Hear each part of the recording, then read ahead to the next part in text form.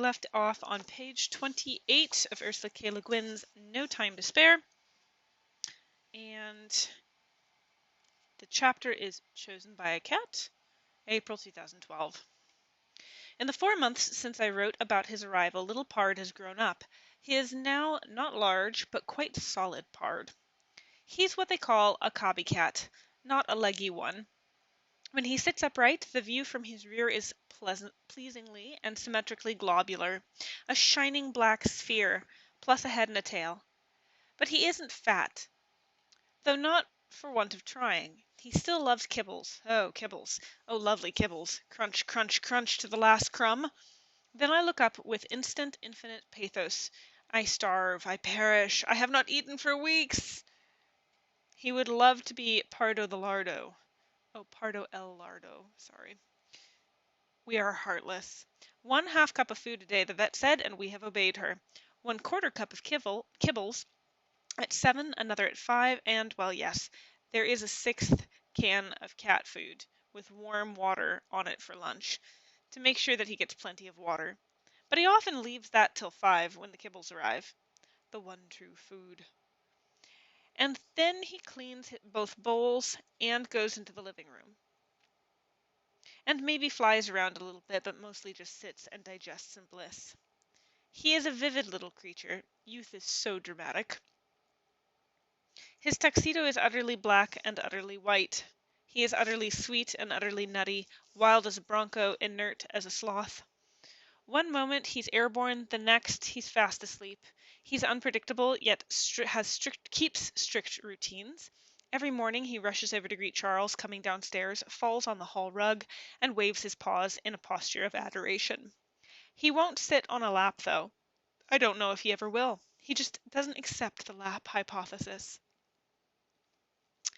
Getting waked up by 20 minutes of strong, steady purring is very nice. Getting waked up. Plus the nose that investigates the neck, the paw that pats the hair, the increasing intensity of purr, and the commencement of pouncing. But then it's quite easy to get up. Then he rushes into the bathroom ahead of me and flies around, mostly about the waist level, getting into things. And he plays with the water I run for him in the bathtub and then leaps out to make wet flower paw prints here and there. Or if I dribble him in water in the wash bin, he closes the stopper, thus creating a wide hole where the savage panthers may crouch in wait for the dik-diks and gazelles or possibly beetles. Then we go downstairs, one flying, the other not. Closing the drain is typical. He's never opening cabinets, too, because he likes to get into things. Anything that can be got into. Cabinets, drawers, boxes, bags, sacks, a quilt in progress, a sleeve. He's ingenious, adventurous, and determined. We call him the good cat with bad paws. The paws get him into trouble and cause loud shouting and scoldings and seizures and removals, which the good cat endures with patient good humor. What are they carrying on about? I didn't knock that over. A paw did. There used to be a lot of small, delicate things on shelves around the house. There aren't now. Charles bought him a little red harness. He is incredibly patient about having put on. We thought it would be Charles the bloody-handed for weeks, but no. He even purrs somewhat plaintively during the harnessing. There's a bungee leash attached, and they go out and down the back steps into the garden for Pard's walk. It went quite well twice, the man running by outside the fence, slapping his feet down galump, scared Pard, and he wanted to go back inside at once, and is only beginning to get unscared of all the weirdness out there. I think when it stops raining, we can sit indoors with him and it will be okay. He needs open space to fly around in, that's for sure. But then, of course, we fear that he may get too bold in his enthusiasm and ignorance and wander into the wild backyards and the thickets down the hill or chase a bird out into the street and so get lost or meet the enemy. The enemy comes in so many forms to cats. They are small animals, predators, yet very vulnerable, and Pard has neither street smarts nor wilderness wisdom. But he's bright. He deserves what freedom we can give him, once it stops raining. Meanwhile, he usually spends a good part of the day with me in the study sleeping on the printer, about a foot from my right elbow. He fixates on me to start with and still tends to follow me up and down the stairs and keep nearby, though he's gaining more independence, which is good. If I wanted to be the center of the universe, I'd have a dog. My guess is that for the first year of his life, in a small and crowded household, he was never alone. So he needs time to get used to solitude as well as to silence, boredom, never getting pursued or squashed by a passionate baby, etc. Not wanting to be the center of the universe doesn't mean I don't love having a cat nearby. It seems we got his name right. He's a partner, a true companion. I really like it when he sleeps at the top of my head on the pillow, like a soft fur nightcap. The only trouble with his sleeping on the printer is that it's 6 inches from my time machine, which, when it's saving stuff, makes a weird, tiny humming, clicking noise exactly like beetles. Pard knows that there are beetles in that box. Nothing I can say will change his mind. There are beetles in that box, and one day he will get his paw into it and get the beetles out and eat them. Okay, we're on part 2 of the book. The Lit Bits. Litbiz. Title of the chapter, Would You Please Fucking Stop? March 2011. I keep reading books and seeing movies where nobody can fucking say anything except fuck, unless they say shit. I mean, they don't seem to have any adjective to describe fucking except fucking, even when they're fucking. And shit is what they say when they're fucked. When shit happens, they say shit or oh shit or ah shit, we're fucked. The imagination involved is staggering. I mean, literally. There was one novel I read where the novelist didn't only make all the fucking characters say fucking shit all the time, but she got into the fucking act herself for shit's sake. It was so full of deeply moving shit, like the sunset was just too fucking beautiful to fucking believe. I guess what's happened is that what used to be a shock word has become a noise that's supposed to intensify the emotion in what you're saying. Or maybe it occurs to just bridge the gap between words so that actual words become the shit that happens in between saying fucking, maybe? Swear words and shock words used to mostly come out of religion. Damn it, hell, God damned, God damn it to hell, Jesus Christ, Jesus Christ Almighty, etc., etc. A few of them appeared rarely in the 19th century novels, usually as, or more bravely as, by God dash exclamation point, or damn d dash in exclamation point. Archaic or dialectic oaths such as swoons, egad, gorblimey were printed out in full. With the 20th century, the religious blasphemy oaths began to creep and then swarm into print. Censorship of words perceived as sexually explicit were active far longer. Louis Gunnett, the book reviewer for the old New York Times or New York Herald Tribune, had a top secret list of words the publisher had to eliminate from the Grapes of Wrath before they could print it. After dinner one night, Louis read the list out loud to his family and mine with great relish. It couldn't have shocked me much because I recall only a boring litany of boring words, mostly spoken by the Jodes, no doubt, on the general shock level of titty. I remember my brothers coming home on leave in the Second World War and never once swearing in front of us homebodies, a remarkable achievement.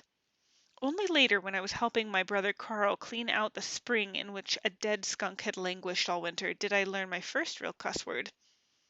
7 or 8 of them in one significant unforgettable lesson.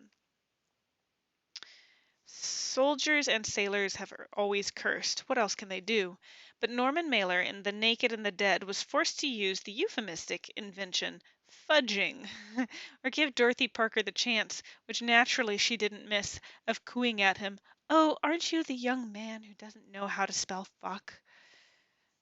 And then came the 60s. Then a whole lot of people started saying shit, even if they hadn't had lessons from their brother, and before long, all the shits and fucks were bounding forth in print. And finally we began to hear them from the lips of stars of Hollywood.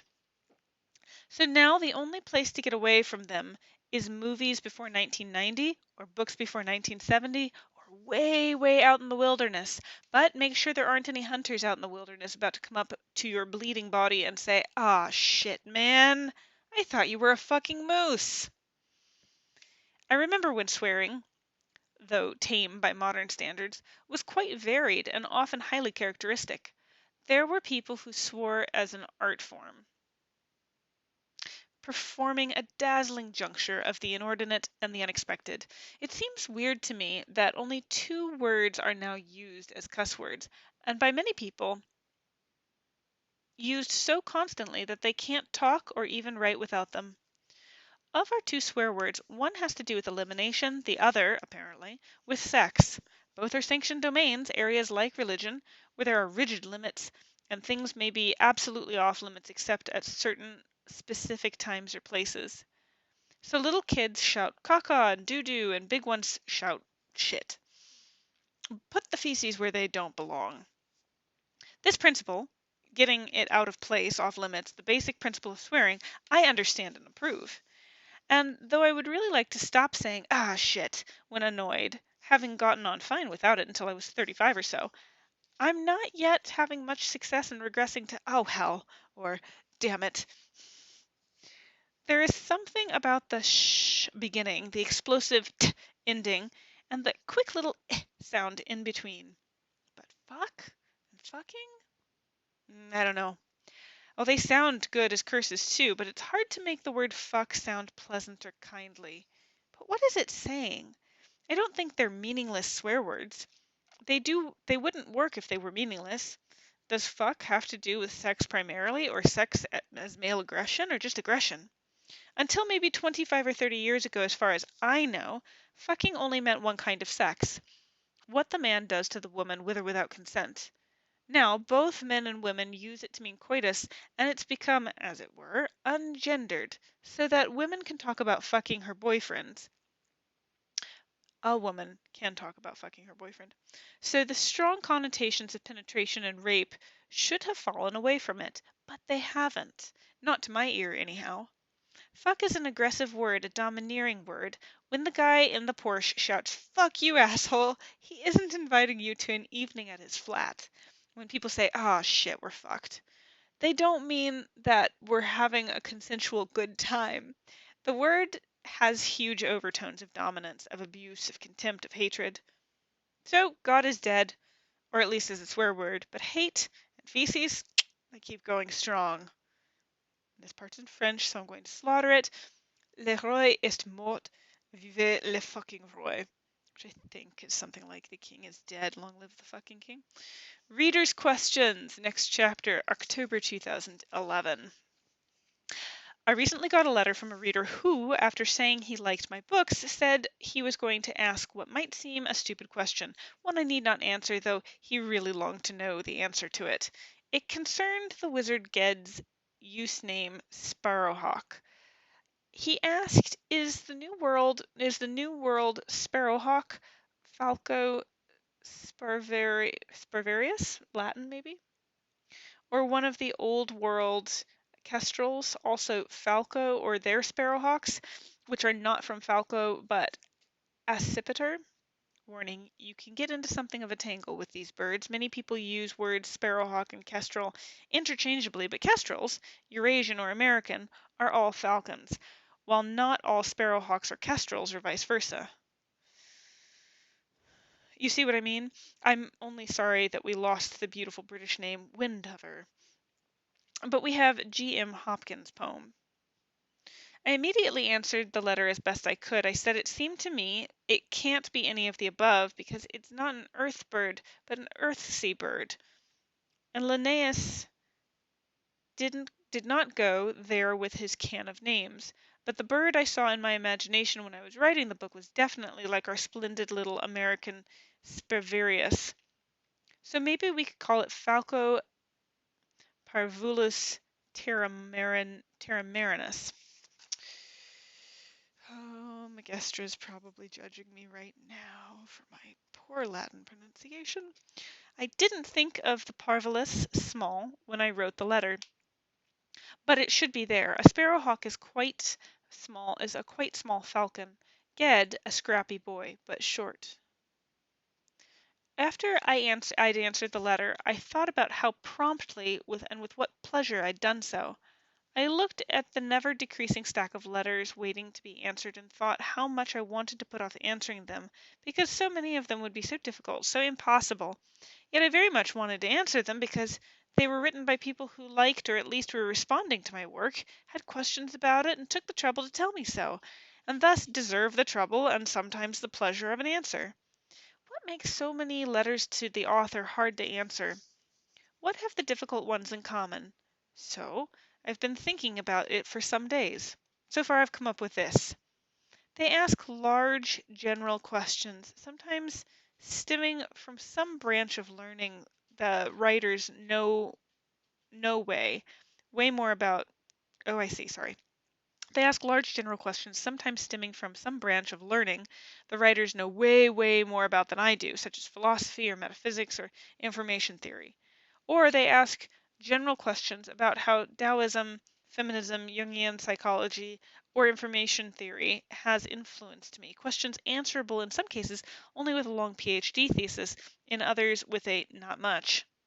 Or else they ask large general questions based on large general misconceptions about how writers work, such as where do you get your ideas from? What is the message of your book? Why did you write this book? Why do you write? The last question, which in fact is highly metaphysical, is often asked by young readers. Some writers, even ones who don't actually write for a living, answer it for money, which certainly stops all further discussion, being the deadest of dead ends. My honest answer is because I like to. But that's seldom what the questioner wants to hear, or what the teacher wants to find in the book review on the term paper. They want something meaningful. Meaning, this is perhaps the common note, the bane I am seeking. What is the meaning of this book? This event in the book? This story? Tell me what it means! That's not my job, honey. That's your job. I know, at least in part, what my story means to me. It may well mean something quite different to you, and what it meant to me when I wrote it in 1970 may not at all be what it meant to me in 1990 or means to me in 2011. What it meant to anybody in 1995 may be quite different from what it will mean in 2022. What it means in Oregon may be completely incomprehensible in Istanbul, yet in Istanbul may have a meaning I could never have intended. Meaning in art isn't the same as meaning in science. The meaning of the second law of thermodynamics, so long as the words are understood, isn't changed by who reads it or when or where. The meaning of Huckleberry Finn is. Writing is a risky bidness. Bidness? Writing is a risky bidness. Bidness. I don't know what that is. I'll look it up later. No guarantees. You have to take the chance. I'm happy to take it. I love taking it. So my stuff gets misread, misunderstood, misinterpreted. So what? If it's the real stuff, it will survive almost any abuse other than being ignored, disappeared, not read.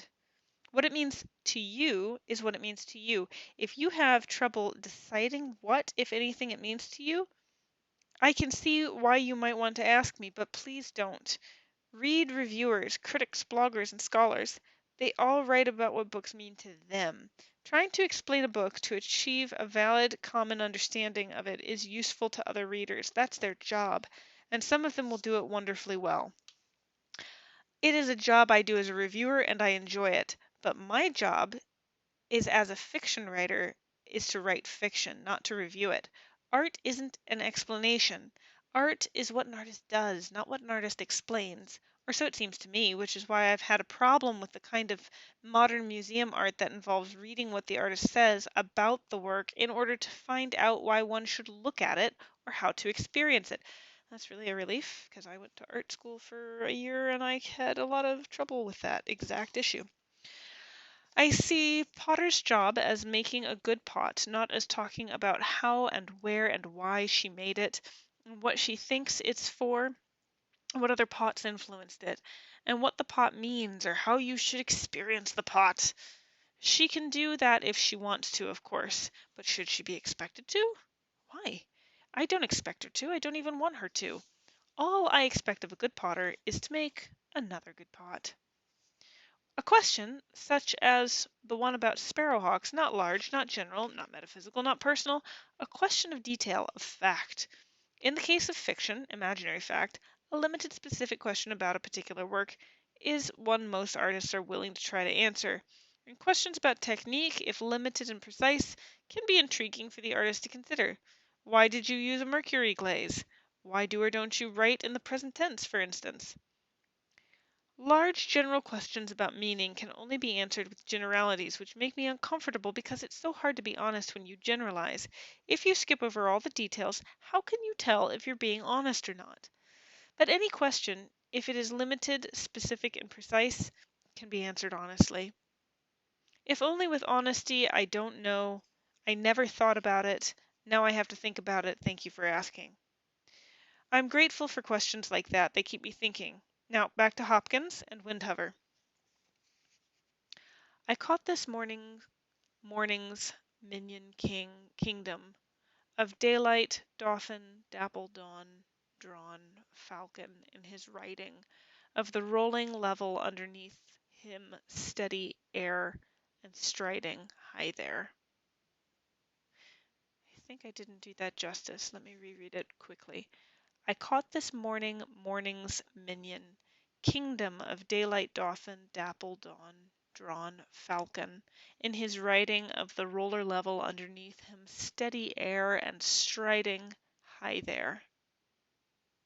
Oh, we could explain that and talk about what it means and why and how it does and what it does forever. And we will, I hope. But the poet, like the falcon, leaves us to that. Kids' Letters, page 45, December 2013. People sometimes look surprised when I say that I love to get letters, fan letters, from children. I'm surprised that they're surprised. I get some very lovable letters from kids under 10 who write me on their own, mostly with a little parental input.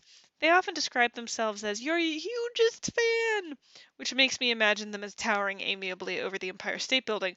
But most of the letters come from school classes that read the Catwings books. I try to answer these letters at least by thanking every child by name. I can't usually do much more than that. Some are problematic. The teachers told the kids to write an author, making the assignment a requirement without regard for the student's feelings or capabilities or mine. One desperate 10-year-old was forced to write the author who was forced to write the author told me, "I've read the cover. It is pretty good." I read the cover. It is pretty good. What am I going to say to him? His teacher put both him and me on the spot and just left us there. Not fair. Frequently, sorry. Frequently, teachers tell the students to rate the author what their favorite part of the book is and ask a question. The favorite part is fine. The kids can always fake it. But asking a question is pointless unless the student really has one. It's also inconsiderate, raising the impossible expectation that a working author can write back with answers to 25 or 30 different questions, even if most of them are variations on 2 or 3 standard themes. When teachers let kids write whatever they want, if they want to write anything, it works. The questions are real, though some of them would stump the Sphinx. Why do the catwings have wings? Why did you ever write books?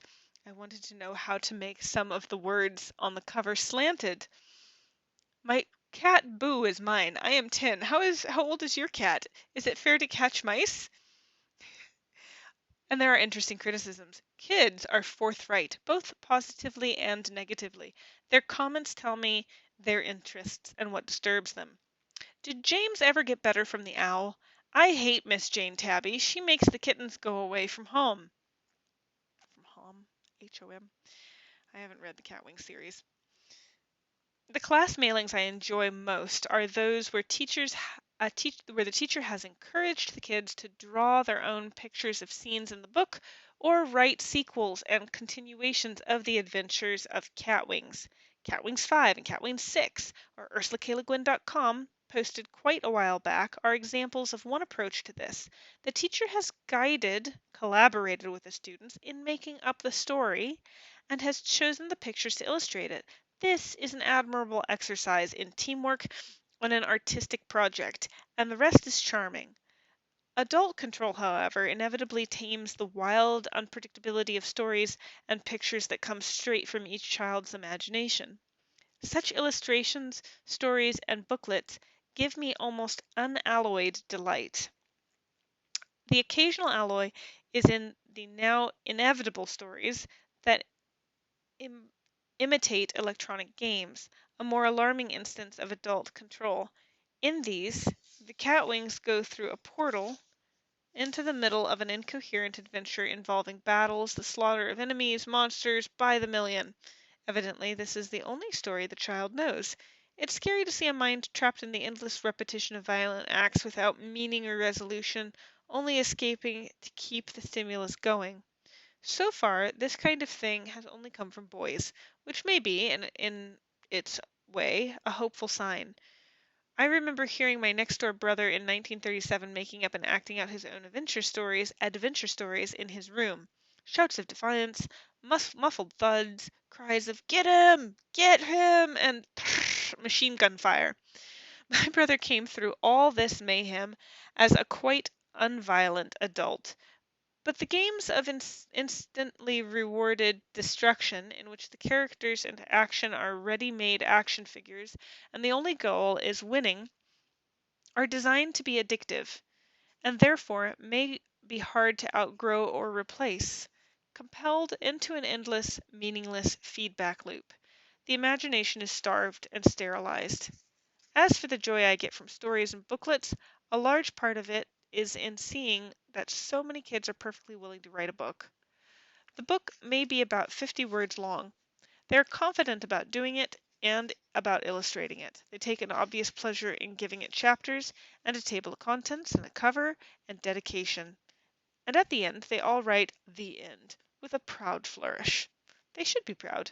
Their teacher is proud of them. I am proud of them. I hope their family is proud of them. To have written a book is a very cool thing when you are 6 or 8 or 10 years old. It leads to other cool things, such as fearless reading. Why would anybody who's written a book be afraid of reading one? As an experienced connoisseur, I can say the best letters and books by kids are entirely handmade. A computer may make writing easier, but that's not always an advantage. Ease induces haste and glibness. From the visual point of view, the printout, with all idiosyncratic characters blended into the standard font, is drably neat, while the artisanal script is full of vitality.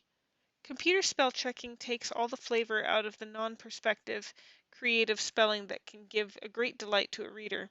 In a printout, nobody tells me that their favorite pert, Favrit, of the book, or their favorite pert, or favorite. I'm gonna stop. I'm gonna stop this, but you just have to see the spelling. I'll put it in the description below. And there are no splendid final salutations such as sincerely, Sensrle, which had me stumped until sancerely, or sincere, or yours truly, Trully, spelled truly, Chrule, or frequent echoing of Jane Austen's your friend, friend, or the occasional totally mysterious farewells. Myth from Dirk, Furs way Anna, Furs way.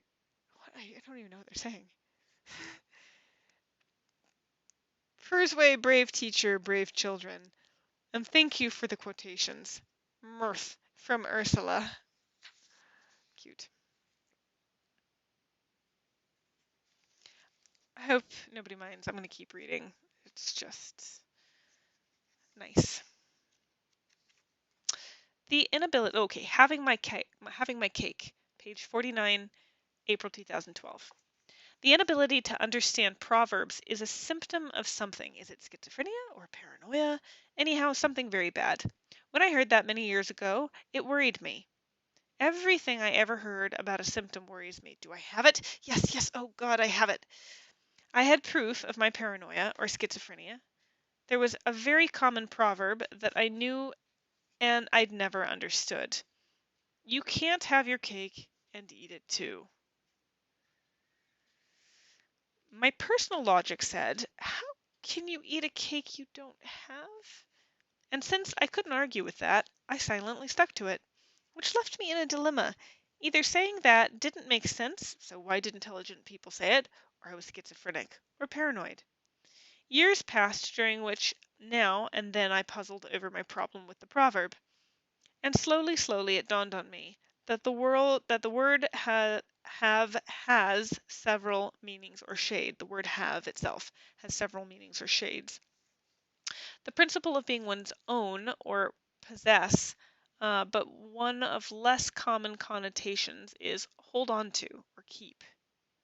You can't keep your cake and eat it too. Oh, I get it. It's a good proverb. I am not a paranoid schizophrenic. But it seems odd that I hadn't arrived sooner at the keep meaning of have.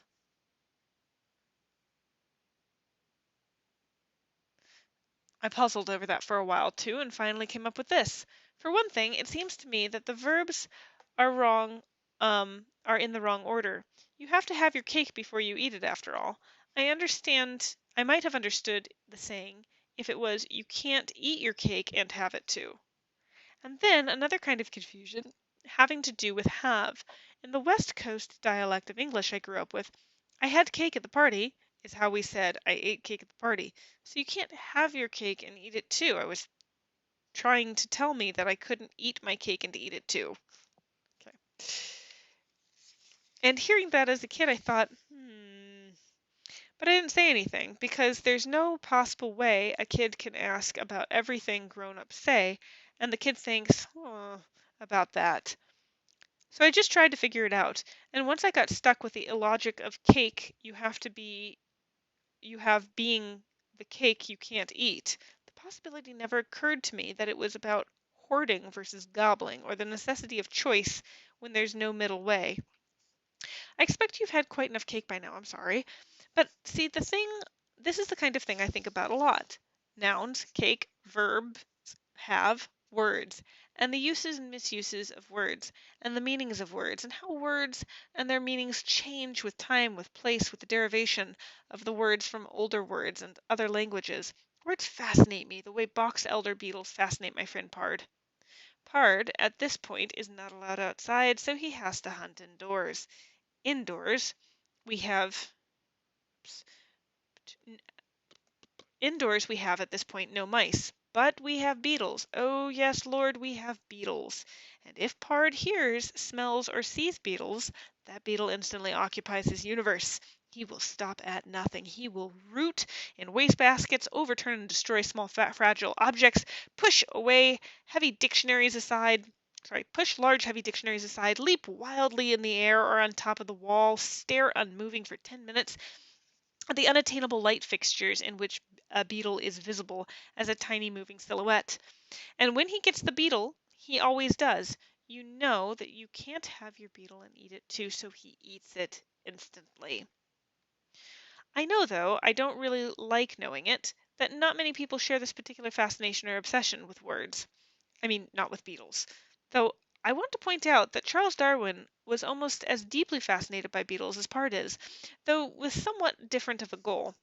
Darwin even put one in his mouth once in a doomed attempt to keep it by eating it, and it didn't work. She's got a footnote here from Darwin's autobiography. I will give proof of my zeal. One day, on tearing off some old bark, I ate 2 rare beetles and seized one in each hand, and then I saw a third and a new kind, which I could not bear to lose. So that I popped the one I had held in my right hand into my mouth. Alas, it ejected some intensely acrid fluid which burnt my tongue, so that I was forced to spit the beetle out, which was lost, as was the third one. It's tragic. Anyhow, many people enjoy reading about the meaning and history of picturesque words and phrases, but not many enjoy brooding for years over a shade of significance in the verb to have in a banal saying.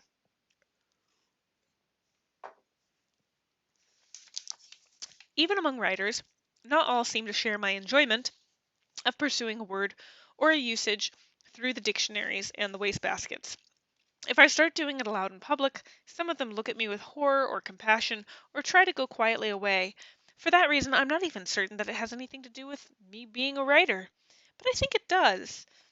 Not with being a writer per se, but with my being a writer, my way of being a writer. When asked to talk about what I do, I've often compared writing with handicrafts, weaving, pot making, woodworking.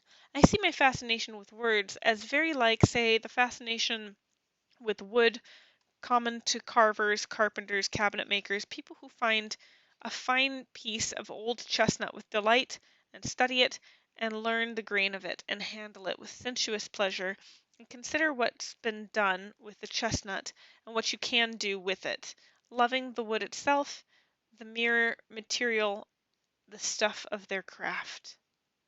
Yet when I compare my craft with theirs, I feel slightly presumptuous. Woodworkers, potters, weavers engage in real materials, and the beauty of their work is profoundly and splendidly bodily. Writing is so immaterial, so mental in activity, in its origin. It's merely artful speech, and the spoken word is no more than breath. To write or otherwise record the word is to embody it, to make it durable, and calligraphy and typesetting are material crafts that achieve great beauty. I appreciate them, but in fact, they have little more to do with what I do than weaving or pot making or woodworking does. It's grand to see one's poem beautifully printed, but the important thing to the poet, or anyhow to this poet, is merely to see it printed. However, wherever, so that readers can read it. However, wherever, dash, so that readers can read it, sorry. So it can go from mind to mind. I work in my mind. What I do is in my mind. And what my hands do with it in writing it down is not the same as what the hands of a weaver do with the yarn, or the potter's hands with the clay, or the cabinet maker's with the wood. If what I do, what I make, is beautiful, it isn't a physical beauty, it's imaginary. It takes place in the mind, my mind and my reader's. You could say that I hear voices and believe the voices are real, which would mean I'm schizophrenic. I do, but the proverb test proves I'm not. I do understand it, doctor. And that then by writing what I hear, I induce or compel readers to believe the voices are real too. That doesn't describe it well, though. It doesn't feel that way. I don't really know what it is I've done all my life, this woodworking. But I know that to me, words are things, almost immaterial, but actual real things, and that I like them. I like their most material aspect, the sound of them heard in the mind or spoken by the voice. And right along with that, inseparably, I like the dances of meaning words do with one another, the endless changes and complexities of their interrelationships in sentence or text by which imaginary words are built and shared. Writing engages me in both aspects of words in an inexhaustible playing which is my life's work. Words are my matter, my stuff. The words are the skein of my yarn, my lump of wet clay, my block of uncarved wood. Words are my magic, anti-proverbial cake. I eat it, and I still have it.